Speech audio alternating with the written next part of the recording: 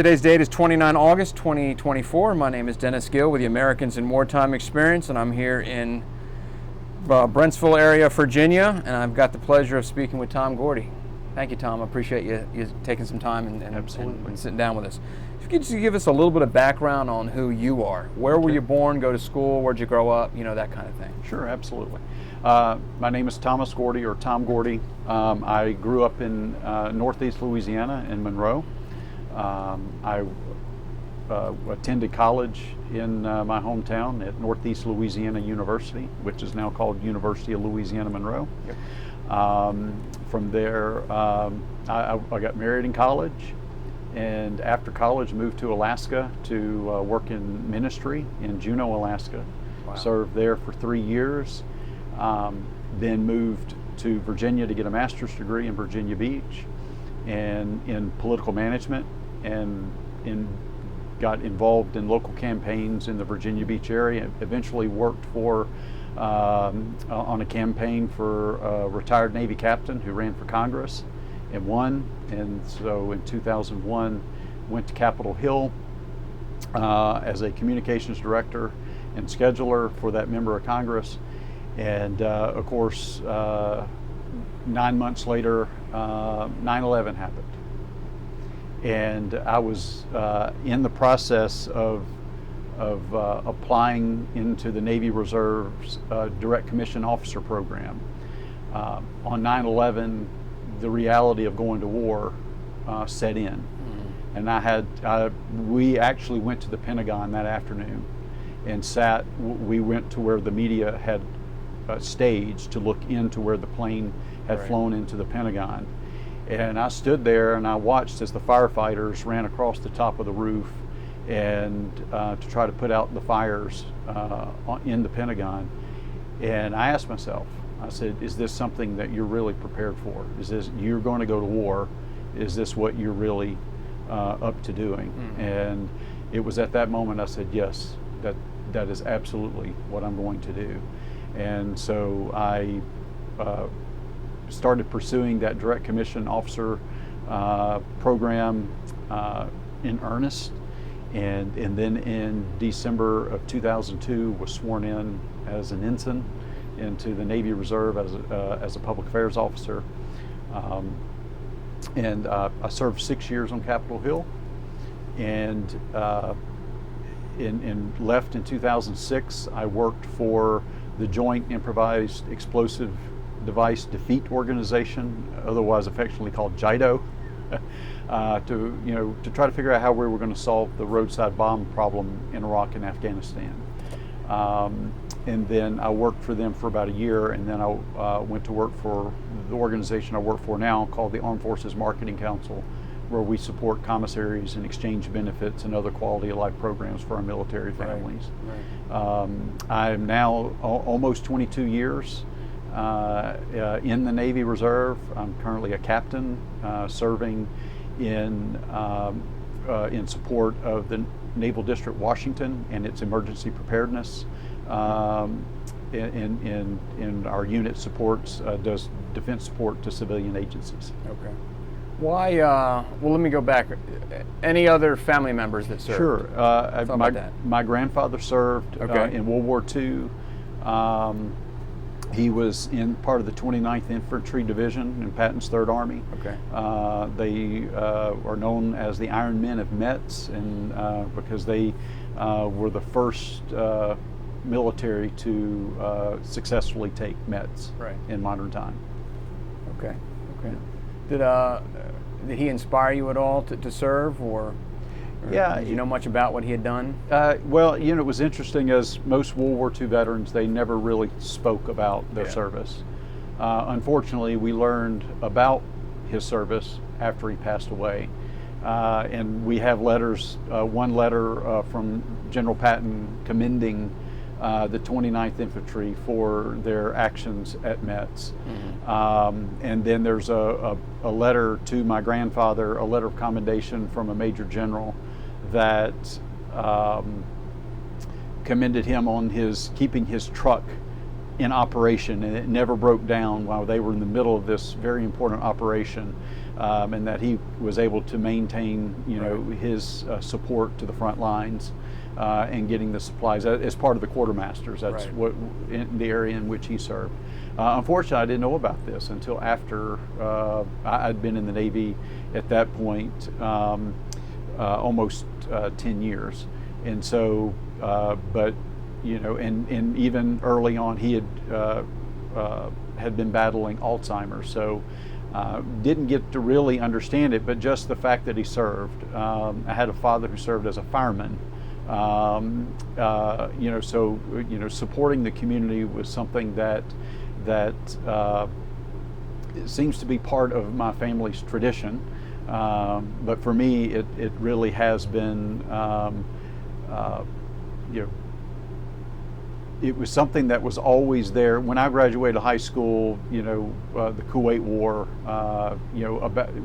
it was only shortly after that when Saddam Hussein invaded Kuwait, and I had friends who immediately joined, but then the war was over with before they were able to even get through boot camp. So but at that time for me, I was in ministry, and I'd set my sights on a different career path, not really understanding the opportunities on the reserve side, and so the effort of the role of my family in inspiring me, whether it was in ministry or in the military, they've certainly played an important part in that. Yeah.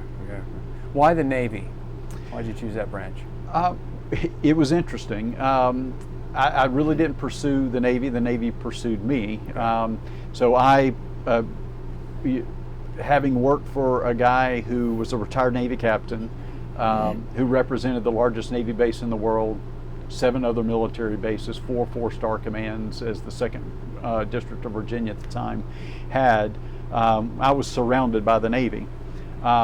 But what really drove it was my boss, after being elected, was asked to speak at a midwinter conference for the Reserve Officer Association in Washington, D.C.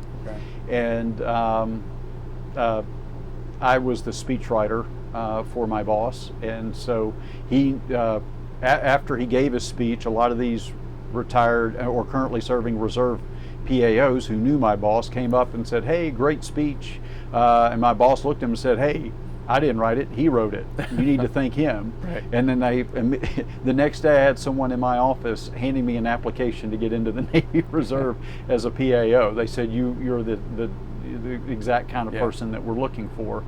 But I was a half a month into my job on Capitol Hill, and I was trying to figure out how I go from the Cannon Building to the Raber Building without ending up in the Senate.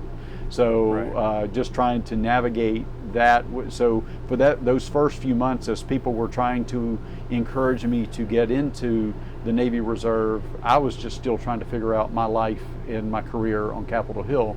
And again, 9/11 brought everything into sharp focus for me. Let's talk about that day. There's life on September 10th and life on September 12th are different, totally different. Everything changed. At that moment, when you're at the Pentagon that day, did you realize the significance of that day and what it would mean? 20-year war, thousands of killed, wounded. Everything changed. Did you have a sense of that? We knew everything was changing. As I said, as I looked at that whole, we knew we were going to go to war, and that my pursuit of becoming a commissioned officer in the Navy Reserve now took on complete different meaning. On September the 10th, interestingly, on September the 10th, which was a Monday, I was preparing for a press conference that was going to take place at 9 o'clock on the morning of September the 11th. The press conference was going to be for my boss, Ed Schrock, Congressman Kurt Weldon, Congressman Sylvester Reyes, and Solomon Ortiz. These 4 members of Congress in August had done a 4-day, 14-state, 21-base tour, looking at the living and working conditions on our military bases. Remember, we had come out of the 90s. We were enjoying the peace dividend. Right.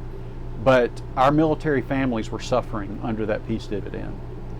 And the things that these 4 members of Congress uncovered in those 4 days, and they brought back tremendous amounts of photography and information from each of these bases about the deplorable conditions that our military families were living in and our military personnel members were working in. And I mean, and there was no money. Yeah. And on September the 10th, we had a budget surplus. The last day that we had a budget surplus. But we had airstrips that had a pothole that required $1,000 to repair, but no money to repair it. But jets were sucking up, those jet engines were sucking up rocks out of those potholes and destroying $1 million engines. That was the condition of our military on September the 10th. So on the morning of the 9th, we were going to hold a press conference to ask for a $6 billion emergency supplemental.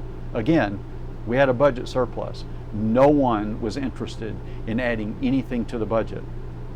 But we knew we had to do something. Yeah. Needless to say, while we're in the office on Tuesday morning, finalizing for the press conference, there was a TV over my shoulder in my office, and all of a sudden we heard about the planes hitting the World Trade Center in New York City. Yeah. And at that moment we knew, well, the press conference is off. No one's going to pay attention. Then that was after the first plane. Then when the second plane hit, we knew that there was something more going on. Right. And I got on the phone with my wife because she called to say, hey, what's going on? And while I was on the phone with her, a Capitol policeman ran into our office, said, you need to get out now, there's another plane on its way. So I told my wife, I said, hey, there's another plane headed this way, we got to go. So I hung up and immediately thought, oh my gosh, what's the last time I talked to my wife? Yeah. And so we went out of our building and immediately heard what sounded like an explosion. Later on found out that it was the jets coming out of Andrews Air Force Base going supersonic and having a sonic boom as they were going after the plane in Pennsylvania that was out there. As we ran out, we could look across and see the smoke rising from the Pentagon. And so we went and we found a location where we could sit and we could watch the news, and at that moment everything changed. Yeah. It changed the way that we operated on Capitol Hill. It changed the way that we approached our military. It changed the way we funded our military, way we addressed our national security and homeland security. We didn't even have those words. Homeland security were never even discussed prior to that. So the world changed for all of us on 9/11, and for me personally, it did change the trajectory of my life. Yeah. Tell us, what is a public affairs officer? What is your mission? What is your job? Well, it's interesting. When I joined the military, we had websites, we had email. There was no such thing as social media. Yeah. But even then, all that was still pretty new. Yeah. And the public affairs was about providing information to the public and about the role of the Navy. It was about talking about our operations. It was keeping people informed. Mm-hmm. Since 2001, 2002, with the advent of social media, artificial intelligence, we now are also having to take a defensive and almost an operational approach to public affairs because of the mis and disinformation that's coming out of China, that comes out of Russia, Iran. And the information space today has completely changed over the nearly 22 years that I've been in the Navy. And so from a public affairs, I just recently ended 3 years of orders at European Command. Now, while I was there, it was all Ukraine all the time. after the invasion of Russia into Ukraine. Right. But the role of the Internet Research Agency that out of Russia in trying to manipulate, confuse, create anger, create fear in the American people is something that, you know, as a public affairs officer, you're always trying to keep a watchful eye and try to make sure that item that might be being populated in social media, which is 95% true, it's that 5% of error and falsehood that the Russians are using to try to create that confusion, doubt, in relation to the American public's view of their own government, of their own military, and those are the things that we have to pay attention to and we have to counter. So, public affairs is it is about always being honest, always being truthful with the public, providing information as quickly as possible when there's an incident. Let's say that that there's a plane crash, there's an incident at sea. But it's also about telling the military story. It's telling the Navy story about what we're doing in support of the American people around the world. And so it is a great story. Whether we are doing freedom of navigation operations in the South China Sea, whether we're protecting shipping in the Red Sea against the Houthis, or whether it's the operations that are being performed in the Eastern Med in support of Israel and the operations that are there, and also with the operations that we were doing, freedom of navigation in the Black Sea, to just continue to send the message that we live under a rules-based order on the planet, and in the efforts of our adversaries such as Russia and China, Iran, North Korea, that always try to upset that order.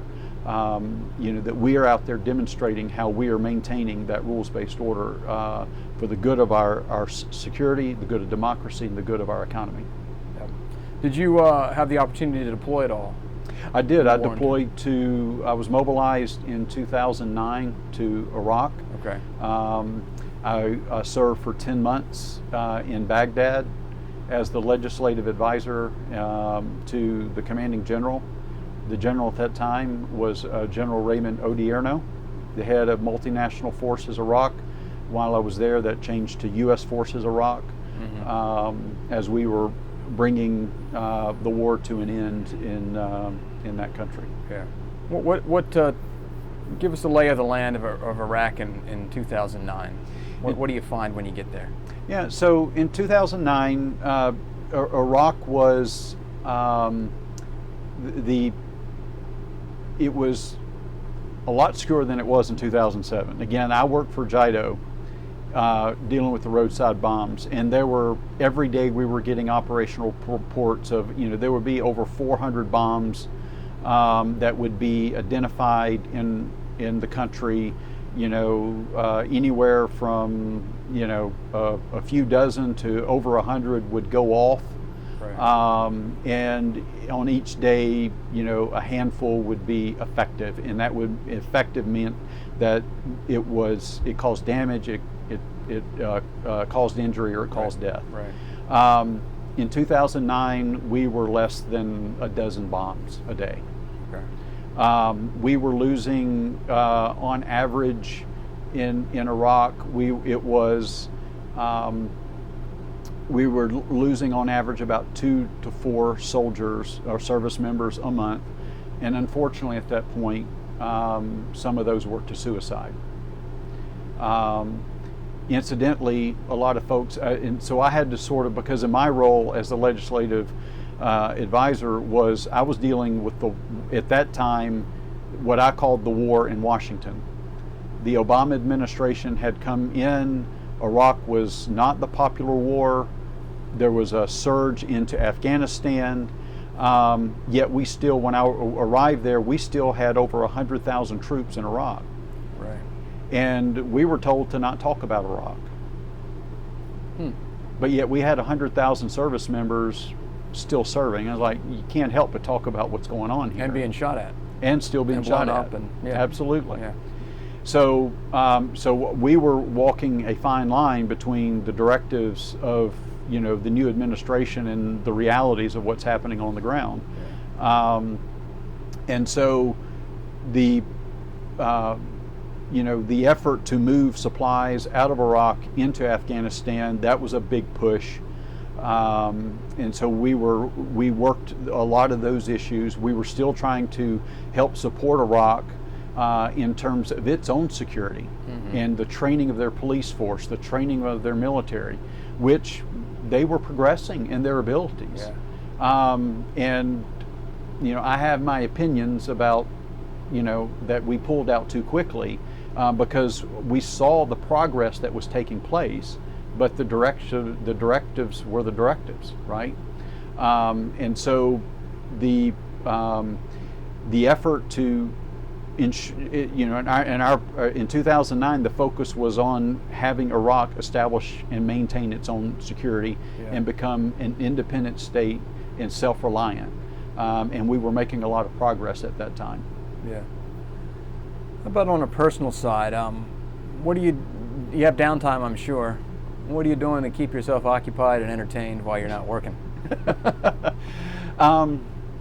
My wife will tell you that I have a lot of hobbies. I love to fish, number one. I don't do enough fishing. I love to fish. Right now I'm doing farming. And this is the harvest time, so I'm out I'm picking beans, I'm picking squash and zucchini. And just being in a garden kind of helps clear your head. Just sitting and, you know, because it's just, you know, it's just doing motion without having to have a lot of thought behind it. I enjoy traveling. I enjoy spending time with my family, just sitting out on the deck having coffee with my wife. Enjoying time with sitting out in the evening with my son and my daughter. My daughter's now in college, so that dynamic has changed a little bit. So we're having to create a new routine with staying in communication with her.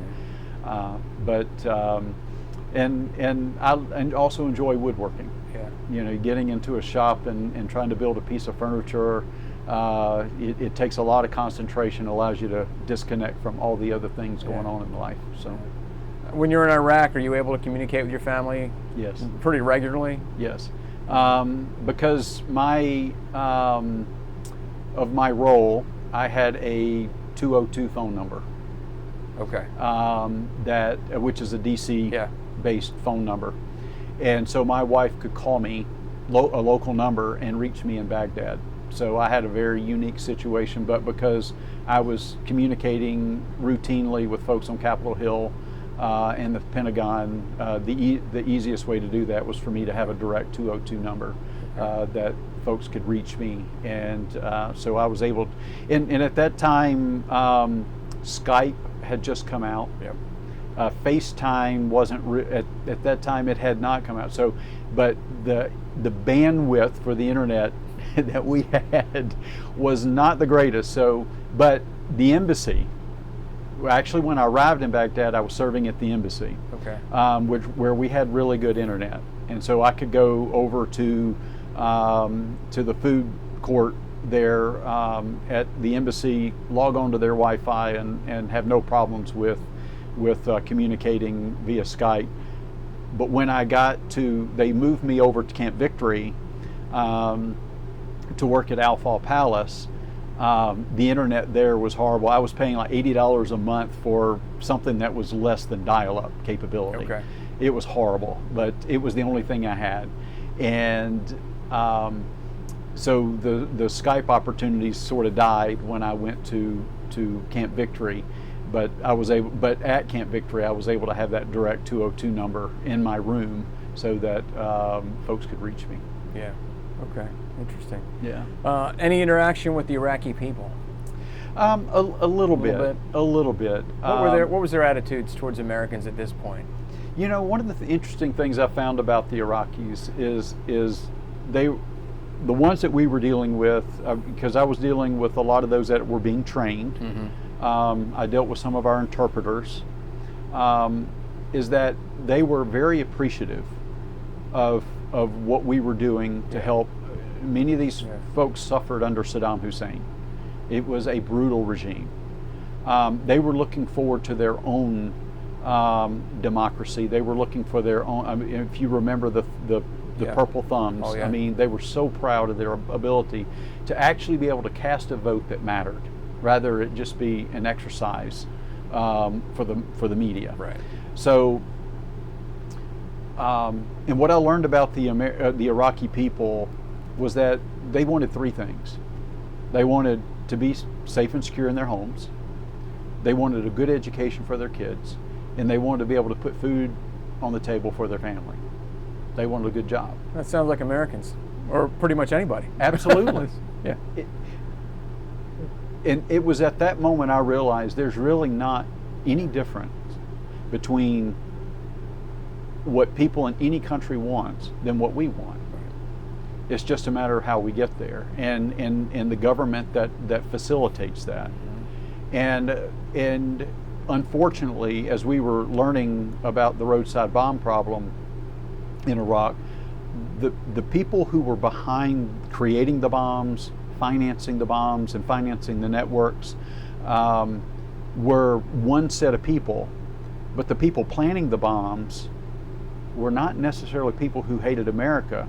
There was two dynamics that were going on. They were either being forced into doing it because their family had been kidnapped and they were being threatened by the network, or they were doing it just to put food on their table. And we realized by going after the bomb planter, we weren't really getting after the network. And so if you take a look at, we had this thing called the Virginia chart, which was the chart of the bombs over time in Iraq, and it literally looks like the shape of Virginia from west to east. And so it kind of started going up a little bit, and then it kind of dipped down, and then it went up out of 2005 to 2007 to the peak, and then with the surge it started to come down, and then we found the financing, and when we found the financing it literally just dropped off to almost nothing.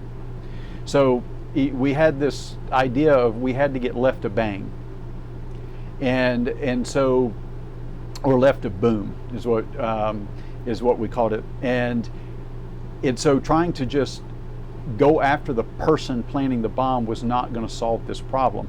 And so it was, we had to figure out how to change the environment in Iraq to bring down the roadside bomb problem. And so persistent surveillance, persistent presence through the surge was had a dramatic impact.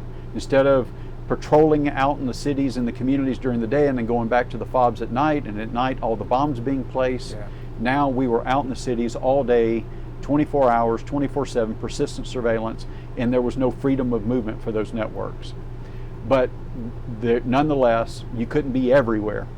But once the money went away, it basically dropped off. So you began to see it as an economic problem. And so, as my role as a supervisor here in Prince William County, Virginia, as we deal with crime, I'm bringing those lessons learned about the environmental conditions and the economics behind it to go after criminal elements within our own community. Because again, it's just as we learned that there's no difference between what Americans want and what Iraqis want. Really, crime also is sort of the same. The types of crime are different, but the underlying conditions tend to be the same. Yeah. Looking back on Iraq, was it a success? Did we make a difference in a positive way, do you think? I mean, Saddam's gone, but... I would say we were being successful. Yeah. As I said, while I was there, I met Joe Biden as vice president. He came over quite a few times.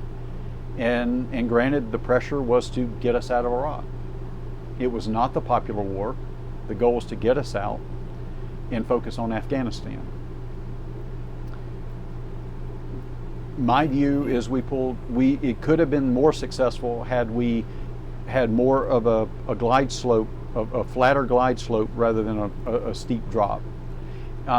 If we would have continued to train the Iraqis, continue to resource them, continue to support them, ISIS would never have gotten back in, taken hold in Iraq like they did. And so what has happened? And now here we are in 2024, and we still have people in Iraq. We had to go back. And so it's about, the problem is we have a tendency to not finish well. Yeah. Because of political pressures, because of financial pressures, and I get all that. But we have a tendency not to finish well. We can win a war, but can we finish it well? Nation building is hard, and the question I think for America is that really what we want to do? Do we, if we go in to try to change the dynamics in places around the world, and we want to call it nation building and establish democracies that are stable, that are free, that align more to our values so that they do not become breeding grounds for despotism, for anti-Americanism, things that create instability within regions of the world. You know, there's a cost associated either way you go. Yeah. There's going to be a cost. And the question is, what is the right cost to pay? Right. What is the right, what has the greatest long-term benefit going forward? Every decision we make is going to have second, third order consequences. And it's about understanding what those consequences are and how do we mitigate and how do we ensure that those consequences work to the good of American people for the longest term, rather than look for these momentary gains that end up causing us long-term problems. Yeah. That end up costing us more in the long term. This is an age-old battle, an age-old debate that we're going to have. It's not easy, but Americans aren't patient. Yeah. And so these will be the debates that we will have going forward. Yeah. And so American, the challenge for America as the beacon of hope in the world is, do we serve in that role and celebrate that as Americans, or do we say that's really not our role and we withdraw? Either way, there's going to be a cost to be paid.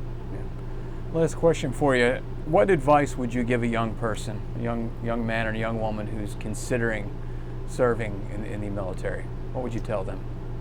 I would offer them the opportunity to serve your nation is a very noble calling. Just recognize it's not going to be easy. No job is easy. But serving the military comes with a unique set of sacrifices. But the rewards are worth it.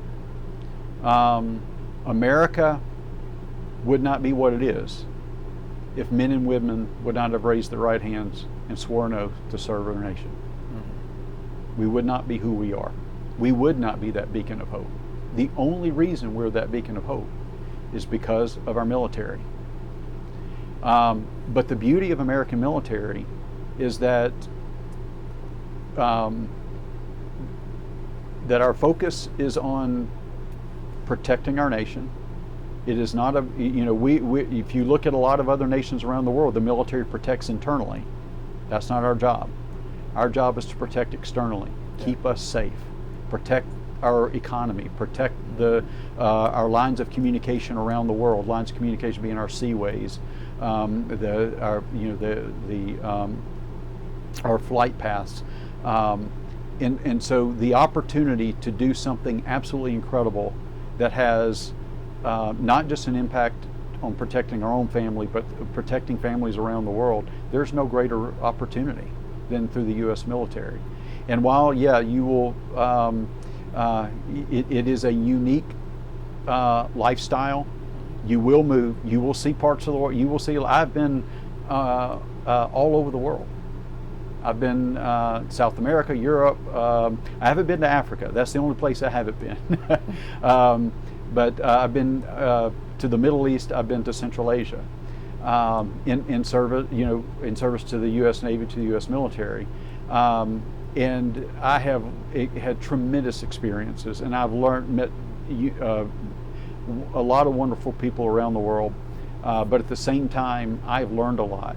I've learned how to lead. I've learned how to make decisions better. I find that it has given me after 22 years and now as a Navy captain, as you're starting, as you move from being influenced to influencing, and setting the standards for the next generation of leadership for the U.S. military, right, and really for our nation. It just to know that what you do has an impact beyond today, but for generations to come, right, is just incredible. Yeah, yeah. Well, sir, on behalf of the Americans of Wartime Experience, I thank you for taking some time out of your day. Absolutely. And more importantly, thank you for your service, which continues to this day. Well, thank you very much. Thank you for what you're doing to tell these stories, and highlighting the role of, it's one thing to see the military as I tell folks often, I like seeing the forest. Other people are better at seeing the trees. Right. But sometimes it's good for us to look at each individual who served, because we each have a unique story. But telling those stories, when you put them all together, it really does tell the story of America, and it is an incredible story that is so impactful, not just for us, but for the entire world and for generations to come. So thank you for doing this. Thank you. Certainly.